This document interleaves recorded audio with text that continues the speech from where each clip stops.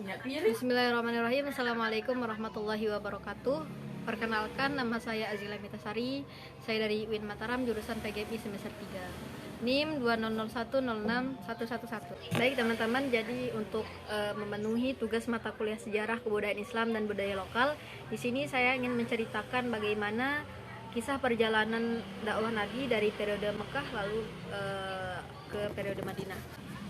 Ketika Nabi Muhammad SAW lahir di Mekah, Mekah merupakan sebuah kota yang sangat penting dan terkenal di antara kota-kota di negeri Arab, baik karena tradisinya maupun karena letaknya. Kota ini dilalui jalur perdagangan yang ramai menghubungkan antara Yaman dan Syria. Dengan adanya Ka'bah di tengah kota, Mekah ini menjadi pusat keagamaan Arab. Ka'bah adalah tempat mereka berziarah, yang di situ terdapat banyak berhala, sekitar 360 berhala. Fase kenabian Nabi Muhammad SAW dimulai ketika beliau menyepi di Gua Hiro. Jadi sebagai imbas keprihatinan beliau melihat keadaan bangsa Arab yang menyembah berhala. Di tempat inilah beliau menerima wahyu pertama berupa surat Al-Alaq ayat 1-5. Dengan itu beliau diangkat menjadi nabi dan utusan Allah Subhanahu wa taala.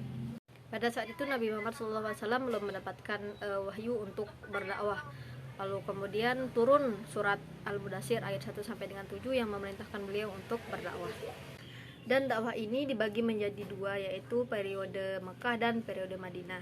Nabi Muhammad SAW pada periode Mekah melakukan dakwah dengan beberapa strategi, yaitu strategi dakwah sembunyi-sembunyi dan dakwah terang-terangan. Dakwah secara sembunyi-sembunyi merupakan strategi yang dilakukan karena beliau masih yakin bahwa masyarakat jahiliyah sangat kuat mempertahankan kepercayaan dan tradisi warisan leluhurnya, serta rela mati demi mempertahankannya. Selanjutnya yaitu dakwah secara terang-terangan. Dalam strategi ini beliau melakukan dakwah dengan 3 tahapan. Yang pertama dari kalangan keluarga terdekat dan teman-teman terdekatnya. Lalu kemudian masuk ke cakupan yang lebih besar, yaitu mencakup Bani Muthalib dan Bani Hashim. Kemudian lebih luas lagi yaitu pada kaum bangsawan maupun hamba sahaya.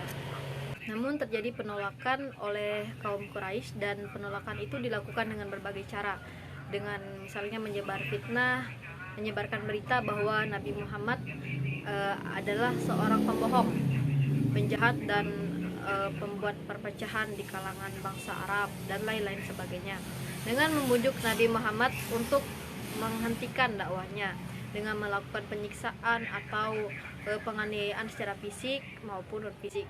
Adapun kaum Quraisy yang berhasil masuk Islam diantaranya yaitu Umar bin Khattab dan Hamzah bin Abdul Muthalib.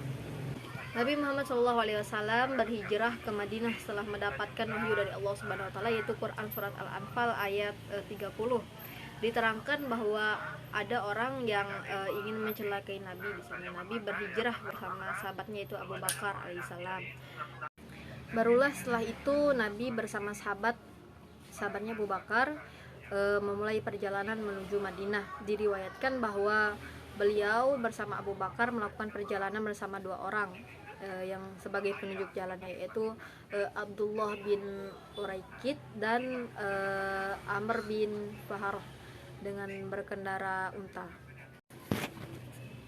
Sesampainya di sana, masyarakat Madinah menyambut beliau dengan sukacita. Ada yang bersolawat, ada yang menari, bahkan ada yang bernyanyi saking gembiranya.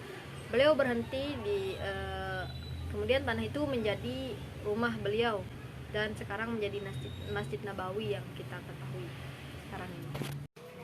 Dalam dakwah di Madinah, Nabi mendirikan masjid dan mengadakan perjanjian dengan seluruh penduduk Madinah, baik yang sudah memeluk agama Islam maupun yang belum. Perjanjian ini dikenal dengan sebutan Piagam Madinah.